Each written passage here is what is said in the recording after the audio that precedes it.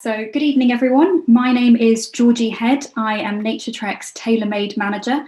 For those of you who don't know much about our tailor-made offering, we offer private bespoke holidays, very similar to our group tours in that they're all absolutely focused on the wildlife. We will always match you up with the very best wildlife guides wherever you choose to go. In terms of itineraries, we can be very flexible. We can do things which are quite similar to our group tours, or if there is a particular species that you'd like to see, we can go to some different national parks. We can do tours which specifically focus on photography, if that's a keen interest of yours. We will just work with you to create a fantastic holiday as you'd like. We can design holidays for single people, for couples, for families, for groups of friends. So we can accommodate all interests really. So if you'd like more information about Tailormade, please do take a look at the new Tailormade section on our website, or alternatively, you might like to order our dedicated Tailormade brochure, which has plenty of ideas and inspiration to get you started. But that's enough about Tailormade.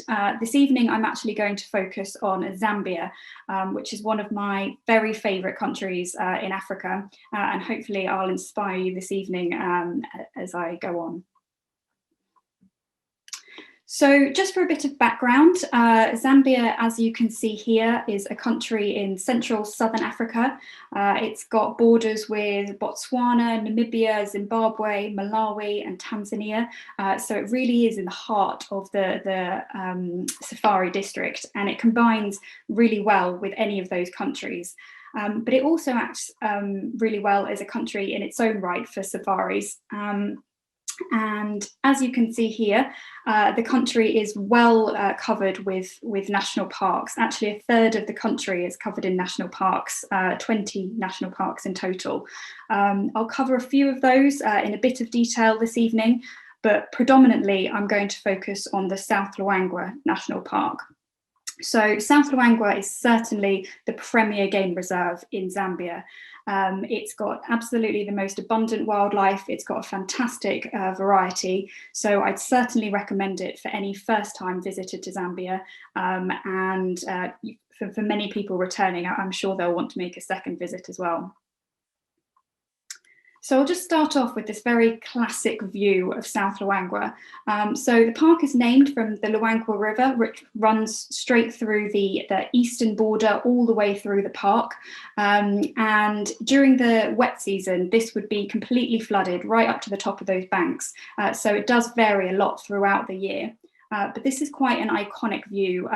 There's so many elephants throughout South Luangwa.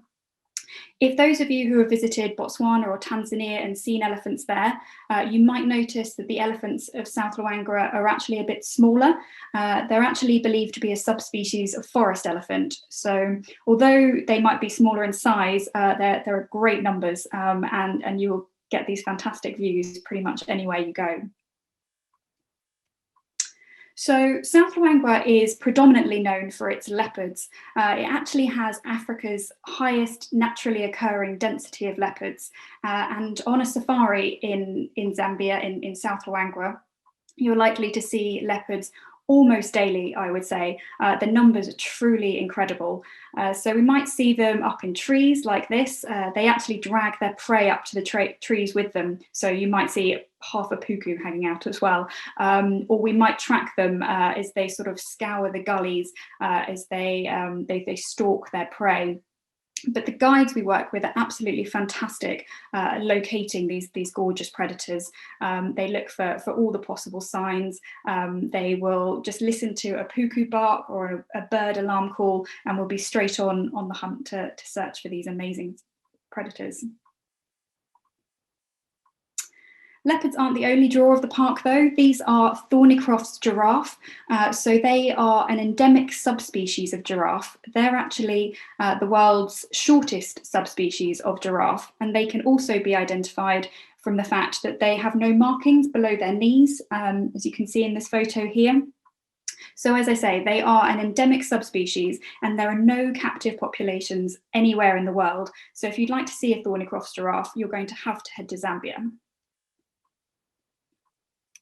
They're not the only endemic subspecies, though. This is a Cookson wildebeest. So Paul was briefly talking earlier about the huge numbers of wildebeest that you see in the Serengeti.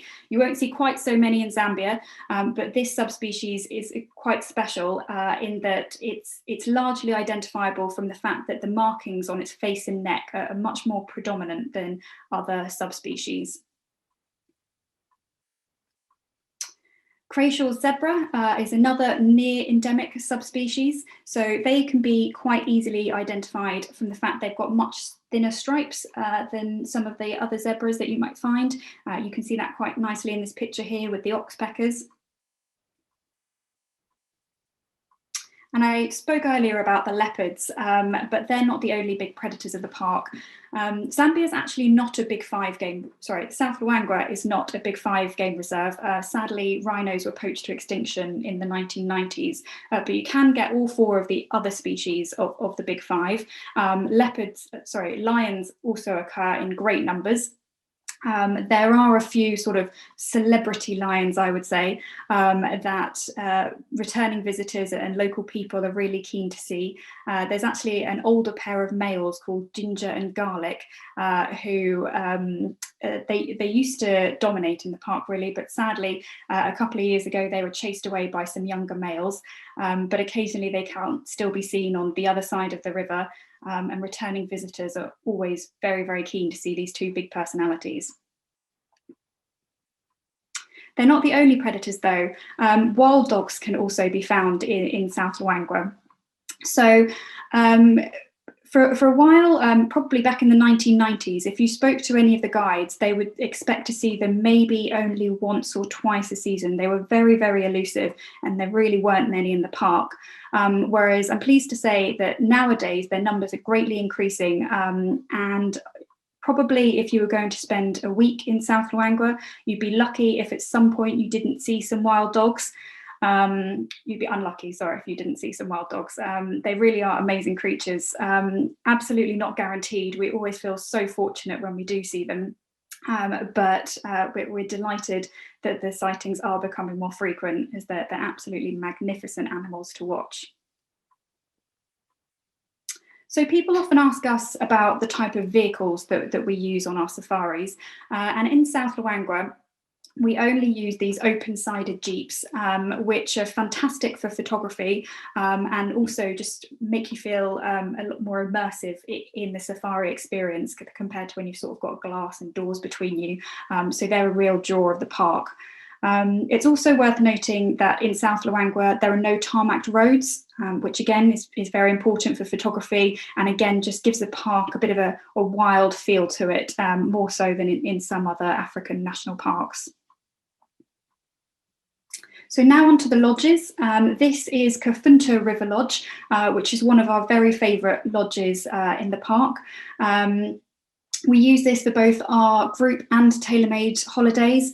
For our tailor-made guests, we have some families who return almost annually. They request the same guides, the same rooms each time. So I think that really is testament to the wonderful staff and wonderful lodge in itself. So all of the lodges really in South Luangwa are kind of very similar in nature to this, in that they are made of natural materials. They blend in very, very well with the natural environment. There are no big lodges, which means that actually the number of tourists into Zambia is much lower. So you don't, again, get those big groups of vehicles. It's really quite an exclusive safari destination, which is lovely. There are no really gold tap luxury type lodges here, but personally I think the real luxury comes from just being in this amazing environment and being constantly surrounded with such wonderful wildlife just right on your doorstep. So this is Three Rivers Camp. This is a sister camp of Kafunta, and it's one of the many bush camps, which are generally only sort of 3 or 4 rooms, so even more exclusive than many of the lodges. They're semi-permanent, so at the end of the season, all of the infrastructure just kind of washes away and leaves absolutely no environmental impact whatsoever, which is so important.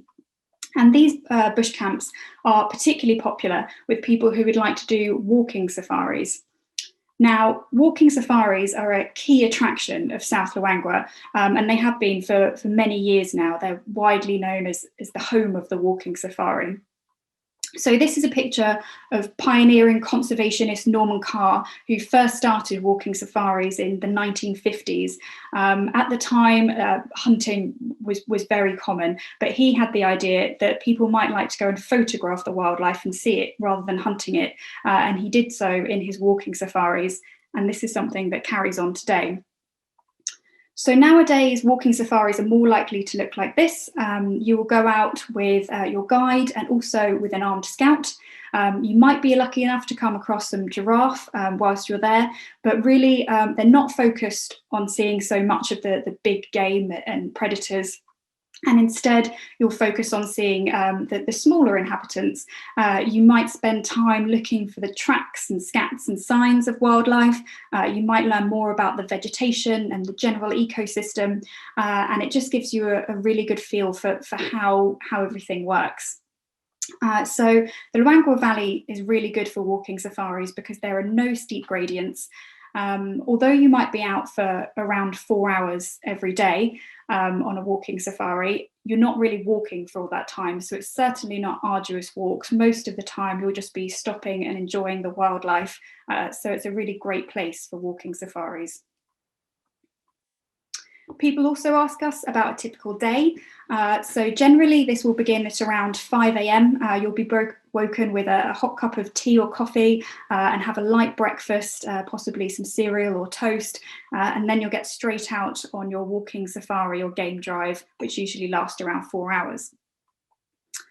Then you'll come back for a brunch. It might not be brunch as we think of it. It's largely a main meal, really. Can be several courses. It always amazes me how wonderful the food is in these really remote bush camps, and the fantastic variety and freshness of what they're able to produce. But as you can see here, you do not want to be away from your binoculars for even a single second, because at any time when you're eating your lunch, the wildlife can just roam straight across those plains, and you're always ready for action. We'll generally then have a few hours rest during the heat of the day, largely because that's when the wildlife is also resting and hiding, so it's not a particularly productive time. But many of the camps have these nice lookouts and viewpoints so that you can continue to watch wildlife. This is Kakuli Camp, which is another one of our favourites. Then you'll head out on your afternoon game drive at around 4 p.m. And have a couple of hours, similarly to in the morning. But around 6 p.m, the sun will set and we'll get one of those glorious African sunsets. And for a few minutes, we'll just stop and just listen to the hippos wallowing and just the silence of Africa. It's one of my very favourite times of day. It's a gin and tonic in hand or a glass of wine, all very, very civilised. And we'll just take a few minutes out to just stop and enjoy this wonderful spectacle. But we don't stop for too long because the action certainly doesn't stop there. We head out onto our evening game drive. So South Luangwa is particularly popular because they allow nighttime game drives and spotlighting, which isn't usually possible in many of Africa's national parks, certainly not in the main parts of the reserve. But the evening game drives are so productive. The lions and many of the predators are much more active at night. So we might get to witness a kill or something equally exciting. There are also many inhabitants which are exclusively nocturnal. We might hope to see the porcupine or spotted genet, or any of the other 60 mammals who occupy the park, many of which are nocturnal. So this really opens up a completely different door for us. It's not just about the mammals though. Anybody who watched David Attenborough's Perfect Planet documentary last Sunday will be very familiar with the southern carmine bee-eaters, which featured in the last episode. So these arrive in South Luangwa every August and generally stay until around October time, and they occur in these colonies of tens of hundreds, and my personal favourite thing about them is just the spectacular colours that they really bring to the region, the crimsons and blues. They're much brighter than the northern carmine beaters that you might find in Tanzania or elsewhere. So they usually come in August to October. People sometimes ask us the best time to visit South Luangwa. So generally the dry season is between June and October to November, and it starts to get hotter over that period. So for those people who aren't too comfortable with hot temperatures, I'd certainly recommend visiting earlier in the season. But the benefits of traveling later on is that as it gets hotter, all of the water holes start to dry up even further, and water becomes a lot more scarce in the park. So the wildlife congregates around the fewer and fewer remaining watercourses, and becomes much more concentrated in those areas, and therefore easy to see. Temperatures do rise up to about 40 degrees in late October, so certainly not for anybody who is averse to high temperatures, but it is certainly a lovely time to travel. It's also worth visiting in the green season between December and April, particularly for birders. This is a red bishop who throughout much of the year is just sort of a very unobtrusive brown looking bird. But as we get into the green season, it brings out this spectacular breeding plumage, which a lot of the birds do in South Luangwa. You also get the northern migrants, so it's a really lovely time to visit. This is an African pitta, which is another popular bird for keen birders. It can be found near Flat Dogs Camp, which is another of our favourite camps. So that brings me to the end of South Luangwa. I'm now just going to cover a few of the other national parks in a bit of a whistle-stop tour. So we'll continue on with North Luangwa, which, as its name suggests, is further up the Luangwa River. This is Muwaleshi Camp. So North Luangwa is actually much more inaccessible than South Luangwa. Many of the parks can only be accessed in the dry season and are totally inaccessible in the wet season. So Muwaleshi is one such example. And it can only be accessed by flight or by walking safari. So there are no game drives whatsoever. This particular camp is comprised of only 3 tents. That's quite typical of a lot of the camps in North Luangwa. So it's perfect for families or groups of friends who want to hire out something exclusively. So I would certainly say that North Luangwa is for the more intrepid amongst you, but for anybody who wants to get completely out and away from everyone, it's a really lovely choice.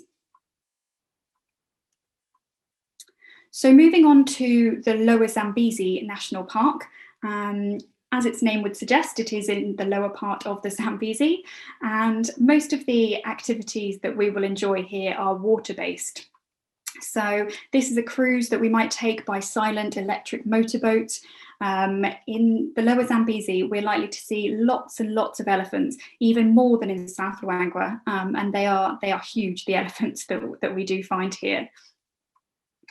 We also have the opportunity to take canoeing safaris in the Lower Zambezi, which isn't usually possible in South Luangwa.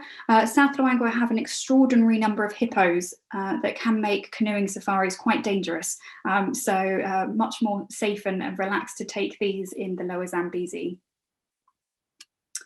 It's not all about the water-based activities though. Game drives are also possible. I would say that there probably isn't quite the variety of wildlife in the Lower Zambezi that you might find in South Luangwa or some of the other parks, but the wildlife they have in great abundance. So it combines really nicely with South Luangwa with the different range of activities on offer. So moving on to the Kasanka National Park, again, anybody who watched David Attenborough's Perfect Planet programme should be well familiar with Kasanka and the straw-coloured fruit bats. So these amazing species arrive in Kasanka each November for a period of around 4 weeks. So 10 million in total, the entire world population arrive and congregate in an area no bigger than 2 kilometres squared.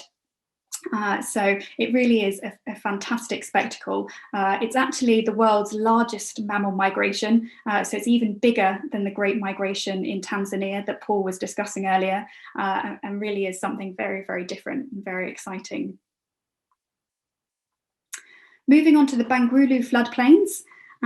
Some people might visit Bangweulu as it's the only site to find black lechwe. They're completely endemic to this area, but more people will probably be familiar for its the fact that shoebill stork can be found there. It's probably the best place in the world to see shoebill stork, and between the months of May and July, we will take out dugout canoes or banana boats and go and see these fantastic sort of prehistoric looking birds. So there are so many more wildlife parks in Zambia that I would love to cover, but sadly 20 minutes isn't quite enough time. So I'm going to finish this evening by just speaking a little bit about the Victoria Falls. Now, many of you are probably familiar with the fact that Victoria Falls sits between Zambia and Zimbabwe. And a lot of people will choose to stay at one of the very luxurious hotels right at the top of the falls. This is the Victoria Falls Hotel. It's one such example. But most of our guests actually prefer to stay at one of the sort of smaller, more remote lodges on the Zambezi. Still very easy to access the Victoria Falls, but here you can just relax. You can enjoy more wildlife.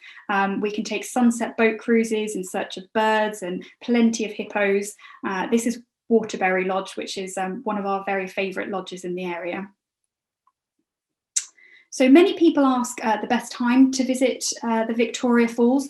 A lot of people would like to visit sort of when they're in their absolute full flood, as they think that's when it's going to be the most exciting.